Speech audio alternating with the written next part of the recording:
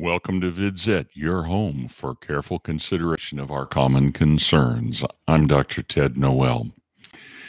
Before we go any distance into politics, let's remember that a huge storm has devastated large parts of our Gulf Coast.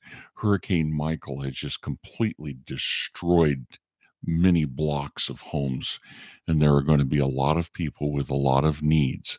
So as we go forward, let's remember that there are a number of charitable organizations that are worthy of our consideration.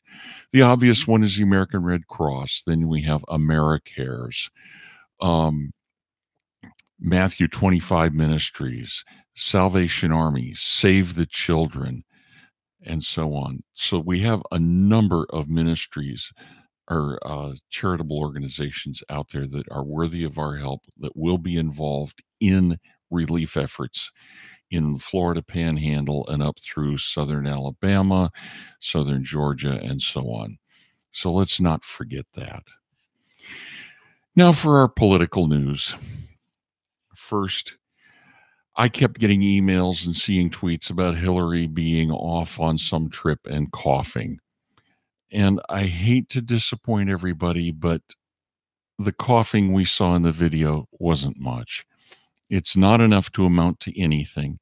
I did see some still shots that looked like perhaps she was wearing a brace where you could see it pushing up on the shoulders of her coat. But there was nothing dramatic and nothing that would add to what we already understand about what's going on out there. So if you're looking for something wild and crazy about Hillary or anybody else, not happening tonight. Perhaps another time if there's something worth looking at. And please put your comments in. I will be taking some time to look over at them before we get too far away. And take down all my distractions. The main topic for today is, why are the Democrats yelling so much? Why are they so loud, so angry, so violent? And what is it that's got them so worked up? As I was reading about these things, I ran across a comment that the whole issue in all of the Democrat stuff is not about policy. Remember, when Jesse Waters or somebody else goes out and does these man in the street interviews, what are you upset about? Nobody can say. They're just upset. And somebody commented that all of this is actually hormonal. It's not ideological. I started looking at this and going, there's something here that we haven't teased out. And all of us were younger kids at one point, and most of us have kids that have grown up through teenage years, so we've seen it. And that as kids grow up, what they constantly do is push boundaries. They want to know where the boundaries are. And if you don't push back at some point and say, no, you don't cross this line, they'll cross it. You don't say no, they'll cross further. They'll go further, they go further, they go further. And there's a huge problem that arises. One, not only do they misbehave, but the second thing is they are unhappy. You see, life depends on boundaries, and children depend on parents to say, it's safe to be here, but it's not safe to go over there. Don't ever forget that. But these children that we're looking at now have grown up in a world where there are no boundaries. You are not rewarded for good behavior because, you didn't win the game, you participated. So you get a participation trophy. No.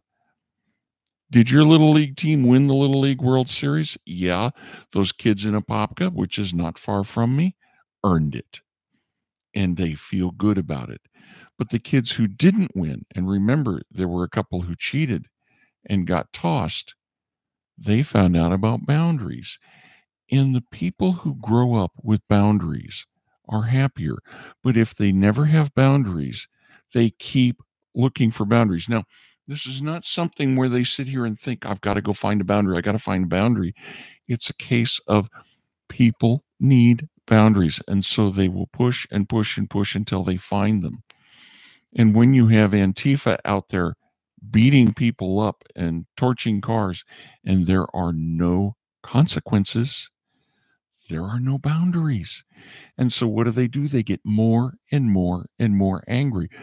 They aren't angry about anything. They're just angry. They have no safe space. They say, we want safe spaces. Why do they cry for safe spaces? Because nobody gave them boundaries. As long as you stay in these boundaries of you treat people with respect, those kinds of things, you have a safe space. You don't need this little blocked out, chalked out place or student union building or whatever else that's safe. No, a safe space is where you live according to good norms of behavior. But they never had that. So what do? They get angry, angry, angry. Now, that kind of behavior has been seized upon by the left. And notice, I didn't say that the left caused it. Because you see, you have two groups of people. You have the so-called adults up here, and you have the immature teenagers, young adults who've never had boundaries, who are angry. And so what you have politically is the so-called leaders, and then the ones down below are what are known as the useful idiots. Now, remember our favorite politician, Hillary Clinton, when she was First Lady and when she was Secretary of State, she wasn't way out on the Antifa fringe.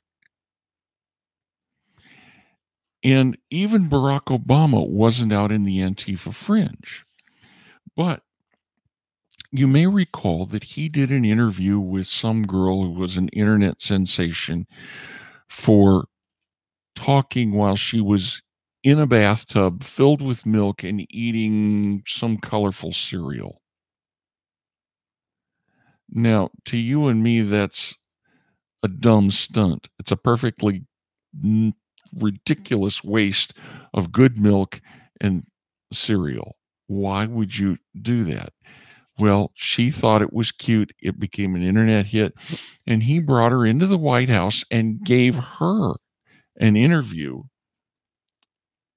quote, as a great way to reach young voters. Now, listen to what he said, and then let's listen to what he has done. What he said was, I want to reach them. What he actually did was, I want to find out where they are so I can act like their leaders, so I can pander to where they are, so they will think I am in tune with them and they will support me. Start to sound familiar? Let's look at a couple of others who've done this. We talked Hillary. Cory Booker, when he was mayor of city in New Jersey, not such a big deal. Even as he started as a senator, he started out saying he could work with Donald Trump. All of a sudden, he realized that if he wanted this powerful, angry voice on his side, he had to switch and tune in with them. Suddenly, Trump was a disaster and had to be wiped out. Kamala Harris, when she was Attorney General of the state of California, yeah, she did some lefty nut stuff, but she didn't tune in to the extreme, wild, go for it, beat everybody else up crowd. You look at these people, where did they actually get their idea? Oh, does Bernie come to mind? Did you feel the burn? You see, Bernie Sanders was the first one to tune in to where the kids were in such a way that he said, look, these kids have no boundaries. They'll go wherever I take them, and they want stuff. So if I pander to them by saying, I'm going to give them a pot full of stuff, They're going to say, we're with Bernie. We're going to go for what he wants. He's doing the things we want. So you see what happens. These so-called leaders on the left aren't leading at all. They're following. They go, wet the finger, stick it in the wind. Which way is the wind blowing? How can I get this mass of young people to vote for me? Oh, if I sound like them, they'll think that I was already there. And remember, they're never going to do anything for them. It's just we want to sound like it. And that's where you go with these people. They're not that upset about everything. They're just angry for the sake of being angry. And let's take a moment.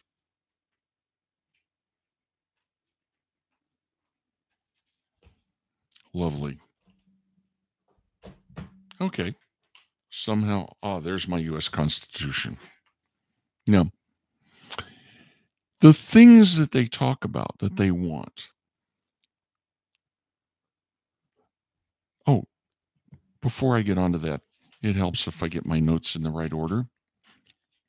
Remember that the left screamed about Kavanaugh, and all of a sudden he's out of the news.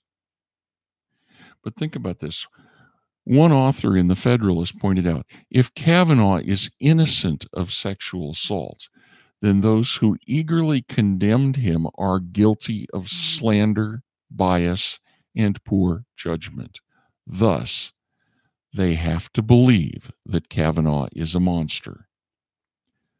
Conceding that he's not a villain would be an admission that they are the villains. So you've got all of this anger built up. It's out in this direction. If those kids suddenly realized they were wrong, it's, oh my God, I'm wrong. Can I handle it? And they haven't grown up with boundaries that give them safe spaces, that give them coping abilities, and they are in worse trouble. So what we have is a whole generation that's been coddled, and until they are mugged by reality, we have a real problem with them. Now, I want to show you two books.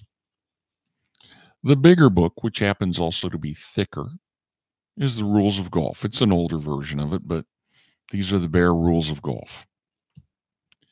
This is the U.S. Declaration of Independence and the Constitution. Little tiny book. There's not much in it, really. And it turns out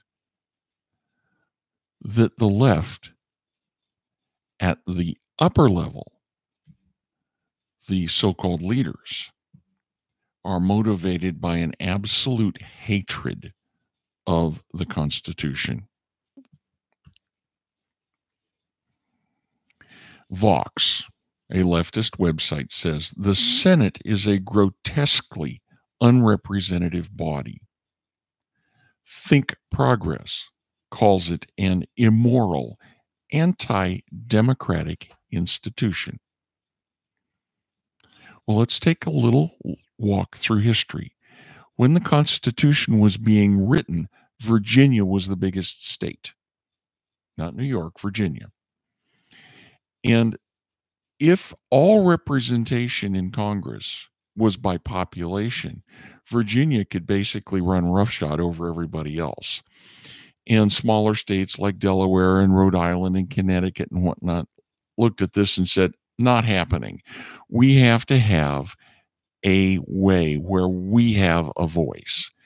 And so ultimately we got what's known as the Great Compromise. And it says the House of Representatives will be proportional. The Senate will be composed of 2 senators from each state, and they will be chosen by the state government. Notice who's being represented. The House of Representatives is representing the people. The Senate is representing the states. Now, the 17th Amendment changed to direct election of senators, which weakens that and should be reversed. But when people say, well, we want to get rid of this, why should California only have 2 senators? I mean, it's got, what, 50 odd representatives in Congress. Why does it only have 2 senators? Same thing for New York and so on. The Great Compromise set that up. And notice some language. And this is in Article 5, not even in the amendments. No state without its consent shall be deprived of its equal suffrage in the Senate. That is, if Delaware wants to give up one of its 2 senators, it has to agree to it. Well, if we look at the way the Constitution gets changed, it's by amendments. And amendments must be ratified by 3/4 of the states. So you have to have whatever you put through an Article 5 Convention of States or through Congress as a proposal ultimately goes out and has to be approved by 37 state legislatures. 37. That means if you have 14 states, Montana, Wyoming, Idaho, Rhode Island, we start running the list, states that are small population, the Dakotas, all of a sudden, these states say no, and 14 states are not going to agree to get rid of it. So even though they don't like it, they want to the left wants to get rid of it. There's no way it's going to happen. Further, the Electoral College is designed on the same fashion, and it would require a constitutional amendment to change, and that is highly unlikely. Let me see what notes say.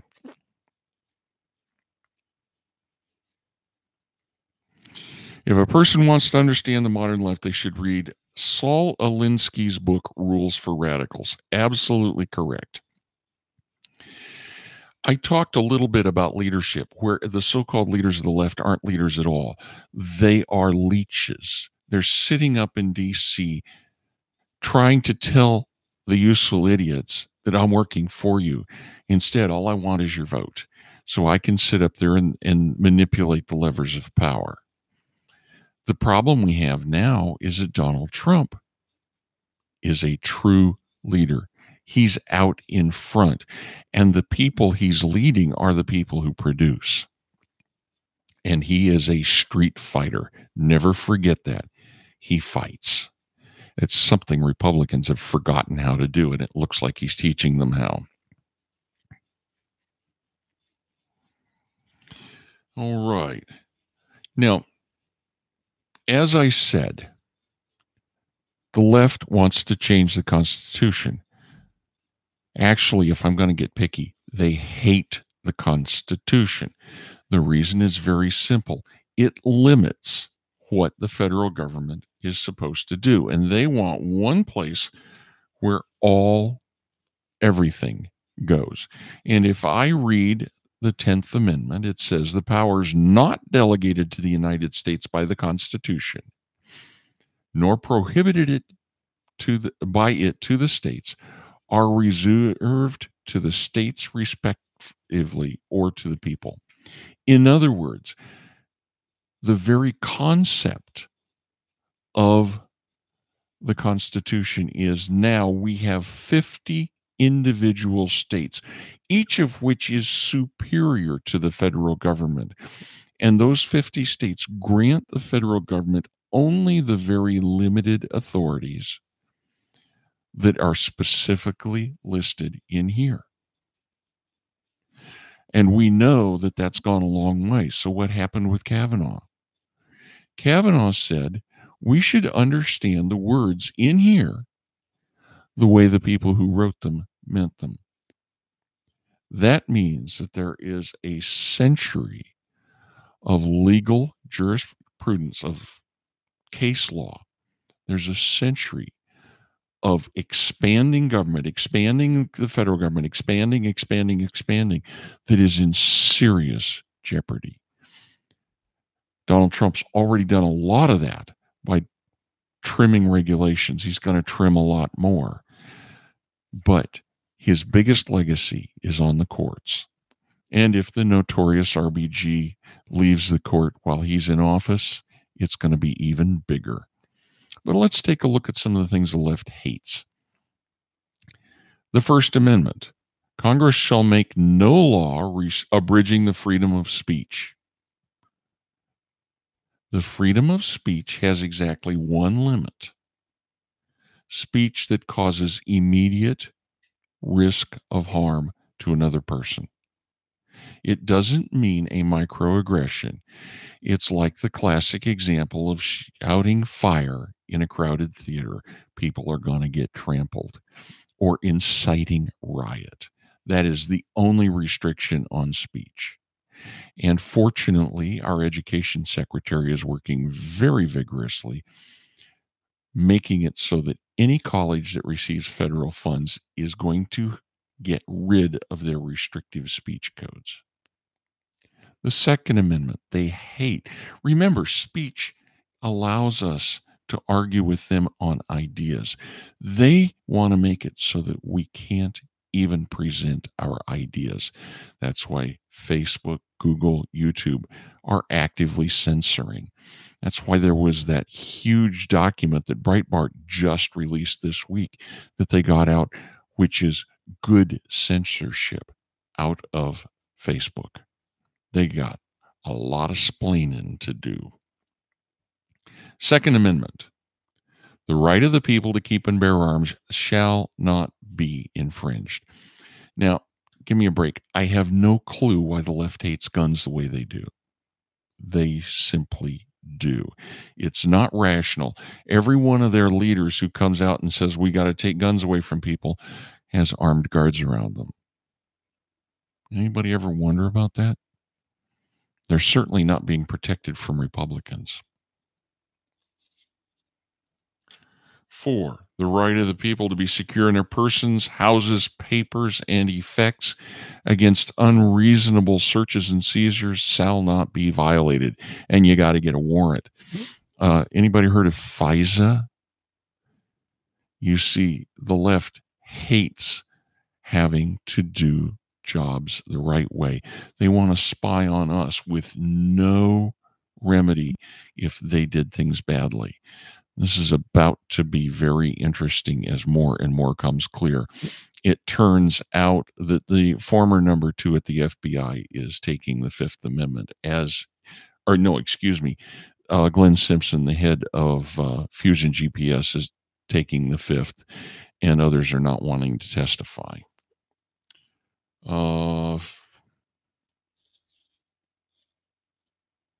I've talked about the 10th Amendment.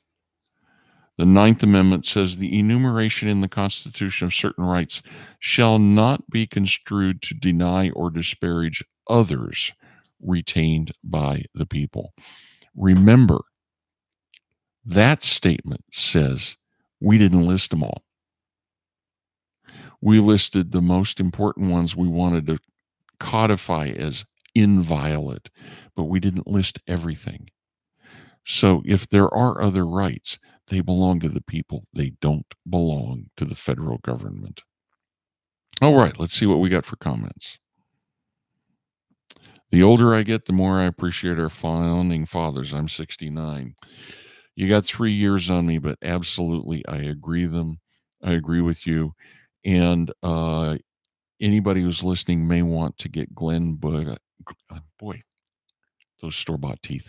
Glenn Beck's book, The Original Argument. He summarizes the arguments that the founding fathers made for and against various parts of the Constitution and Bill of Rights.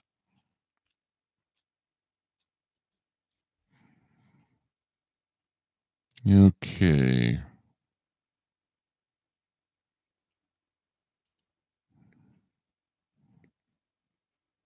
Second Civil War is almost here. I hope not.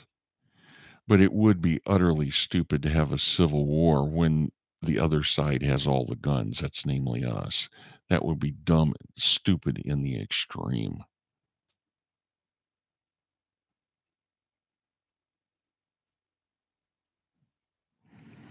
Okay, Social Media Anti-Censorship Act. I will have to wait on that for time to research it. I do know that what is it, Section 230 of the Communications Decency Act has immunized to some degree Facebook, Google, and YouTube, Twitter, because it says that they can't be restricted in one way or another. The problem that comes along, though, is as they act more and more like publishers, they pull themselves out from under Section 230, and now they can be sued for slander, libel, and the like. There is a suit in California right now by a YouTube content creator who was suddenly uh, cut off, and that content was that person's living. And it turns out they were just conservative a little bit, and they didn't offend anyone except the censors at YouTube. And so there is a deprivation of livelihood suit going on with some big zeros behind it that should prove interesting. All right. No other comments here. One of the things I try to do here is to make sure that I cover a subject or two or three that have some bearing on what's going on now and importance to us as we go forward. There is some hope in the fact that the useful idiots are so angry that they want to go protest and break things. They don't want to sit down and go through a ballot. And we know historically that the younger set tend not to vote as much as older ones. But with the walkaway movement going on with Candace Owens, Charlie Kirk, um, what's his name, the rapper? I've lost his name all of a sudden. This is good for us. And hopefully, we will see not only an increase in Republican senators, but perhaps even an increase in the House. We've got 3 weeks plus, and that is an eternity in politics. Anything can happen. We have to keep reminding people of how crazy the left is, and that if you elect left wing Congress critters and senators, that's what you're voting for. You're voting for more protests everywhere, more cars being burned, more heads being broken, whatnot, and nothing good.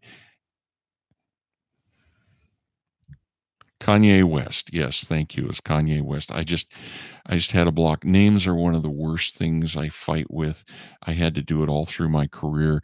Fortunately, as a doctor, I'm in a hospital with name badges, and I was able to cheat off of name badges all the time. Did it constantly.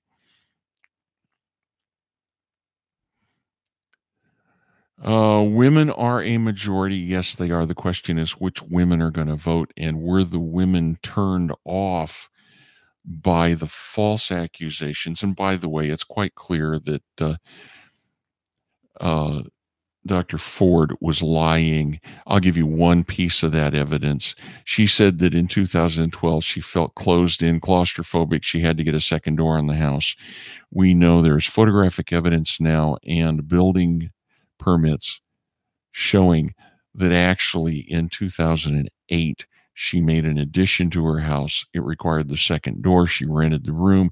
And then later on, it appears from business licenses that she used it as her office for psychological counseling. So her testimony is very much in jeopardy of a perjury rap. And let me just wrap up with one thing here. Boundaries come from raising people up. They also come from the Crossbar Hotel. When you do a roundhouse kick of someone asking questions, that's an unprovoked attack. That is a felony. And if you go to jail and spend some time there, you have some time to think about it. And if someone is protesting in the halls of Congress, that's disturbing the peace. That's a misdemeanor, but still 30 days in jail is time to think about things. We need to have some strong law enforcement against these wild and crazy people. And if someone can trace the money that's paying them back to George Soros instead of just accusing him of it, then he becomes guilty of conspiracy to commit these crimes, and he can be arrested and charged. Let's get our law enforcement people establishing boundaries. All right. Well, our half hour is up. I appreciate all of you who've taken the time to listen. A programming note or two. We may be moving this over to Facebook so that there's always a set place to go for it instead of having to have a different URL every time with YouTube. We'll see how that works. Until next time, thanks for watching. I'm Dr. Ted Noel.